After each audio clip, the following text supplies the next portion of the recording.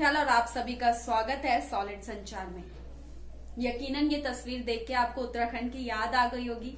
हालांकि ये तस्वीर मेरे भाई ने बनाई है और एक वो बहुत अच्छा आर्टिस्ट है, लेकिन आज हम बात करेंगे उत्तराखंड और उत्तराखंड से जो पलायन हो रहा है उनकी।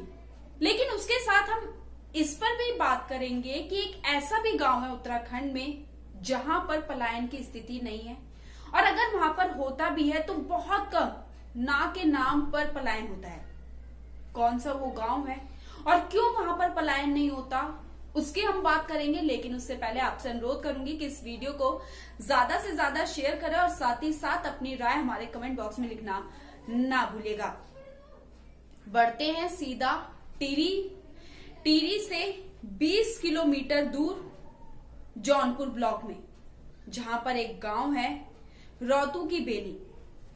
जी हाँ, शायद कुछ लोगों को पता होगा इस गांव के बारे में, लेकिन अगर आपको नहीं पता है तो मैं बता दूं कि एक ऐसा गांव है जिसे पनीर विलेज के नाम से जाना जाता है। पनीर वही जो हम लोग खाते हैं उसके नाम से जाना जाता है। आज तकरीबन उत्तराखंड में 500 से अधिक गांव हैं जहां पर पलायन दिन पर दिन बढ़ता जा रहा है। कोरोना आने के बाद लोगों ने अपने घरों की तरफ रुख किया था। उसके बाद लोगों को लगा था कि शायद पलायन की स्थिति अब ठीक हो जाएगी, लेकिन जैसे ही कोरोना खत्म हुआ लोग अपने कामों पर लौटे, पलायन की स्थिति दोबारा शुरू हो गई।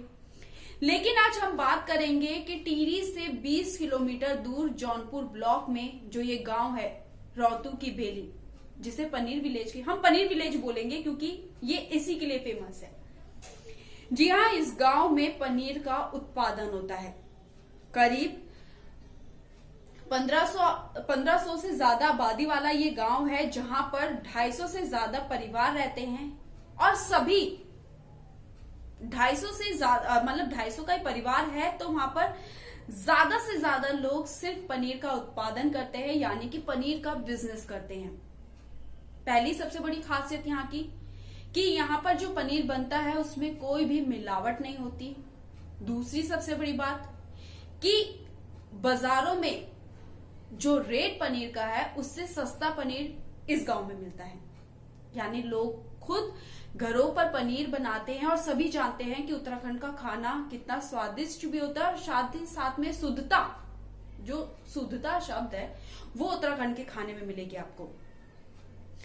बढ़ते हैं, इस गांव में सबसे पहले 1980 में पनीर बनाने का काम शुरू हुआ था, और वो काम शुरू किया था उसी गांव में रहने वाले कुंवर सिंह पवार ने। हालांकि उस टाइम ज्यादा लोगों को जानकारी नहीं थी कि पनीर आखिर होता क्या है, क्या इसकी सब्जी बनती है, या क्या इसमें इसका इस्तेमाल कहाँ होता है। उस टाइम लोगों को इतनी जानकारी नहीं थी। लेकिन 1980 में इसी गांव में रहने वाले कुंवर सिंह पवार ने पनीर का जो है बिजनेस शुरू किया, और उस टाइम मात्र 5 रुपए किलो पनीर मिलता था। हालांकि इस टाइम शायद 250 या 200 रुपए किलो पनीर है, इतना तो मुझे नहीं मालूम। लेकिन मैं बात कर रही हूँ 1980 की, जब सिर्फ 5 रुपए किलो पनीर मिलता था, और उस टाइम तो इतना स्कोप भी नहीं था कि हम जो गांव में लोग रहते हैं, क्योंकि सभी जानते हैं जिनके घर ऊंचाई में होते हैं, रोड उनके घरों से दूर होती है, वो तो सभी जानते हैं कि कितना मुश्किल होता है बाजारों तक अपने सामान को ले जाना। और कुंवर सिंह पवार खुद बोलते हैं कि सन 1980 में पनीर मात्र 5 रुपए प्रति किलोग्राम बिकता था, और उस समय पनीर गांव से मसूरी के कई बड़े बड़े स्कूलों में भेजा जाता था, और जो बड़े बड़े स्कूल थे उन्हें मालूम था कि पनीर होता क्या है। जौनपुर, फिर टिहरी से मसूरी कितना दूर है ये सभी जानते हैं, और जिसे नहीं मालूम वो सर्च कर लेना।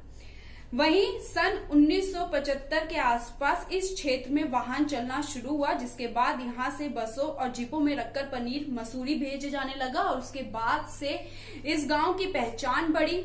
इस गांव में पनीर का जो बिजनेस है वो लोगों के कानों तक पहुंचा, और उसके बाद जो है बसों या जीपों के द्वारा जो मोस्टली चलते हैं उत्तराखंड में, उनके द्वारा पनीर भेजा गया मसूरी। और वहां पे आपको बता दें कि उत्तराखंड के अन्य गांव की तुलना में टिहरी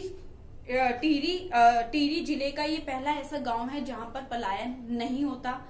वहां पे जो युवा भी है, जो बड़े लोग भी हैं, वो सभी पनीर का उत्पादन करते हैं, क्योंकि आज पनीर की क्या वैल्यू है मार्केट में ये सभी जानते हैं।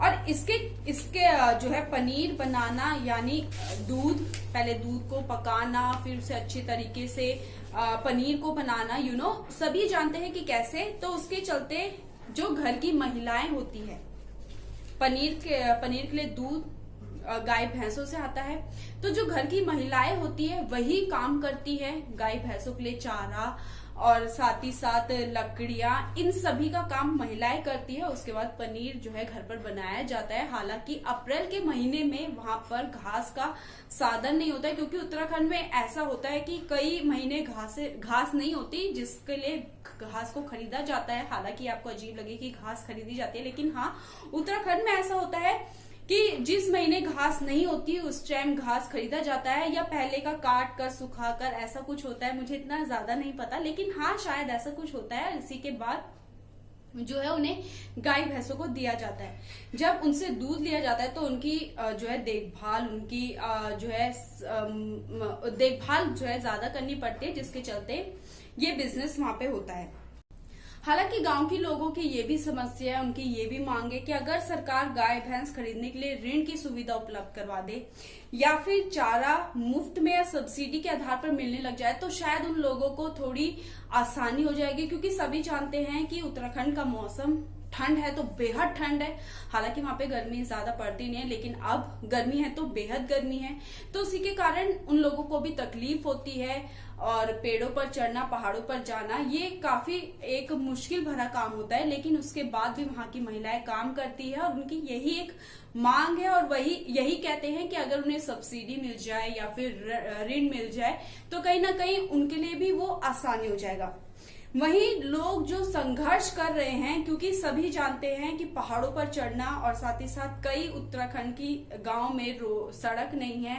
हालांकि अब सड़कों का काम शुरू हो गया, लेकिन कई ऐसे गांव हैं जो बहुत दूर है, बहुत चलना पड़ता है, वहां पर सड़कें नहीं है। लेकिन सालों से लोग संघर्ष कर रहे हैं और स्वयं मुख्यमंत्री त्रिवेंद्र सिंह रावत सन 2011 में जब वो कृषि मंत्री थे तब उन्होंने इस सड़क का शिलान्यास किया था, लेकिन यह उनके मुख्यमंत्री बन जाने पर भी यहाँ की सड़क अभी तैयार नहीं हुई है, जिसके चलते भी लोगों को थोड़ी निराशा है, लोगों के मन में थोड़ा दुख है कि आखिर उनके गांव के लिए सड़क कब बनेगी। लेकिन उनका जो ये बिजनेस है, पनीर विलेज जो ये बिजनेस है, उन्होंने इसको नहीं रोका, और यही कारण है शायद आज कि वहां पर पलायन ना के नाम पर होता है। जी हाँ, ऐसी वीडियोस को देखने के लिए मेरे साथ बने रहे, मेरे चैनल को जरूर सब्सक्राइब कीजिएगा और साथ ही साथ अपनी राय हमारे कमेंट बॉक्स में लिखना ना भूलिएगा। धन्यवाद।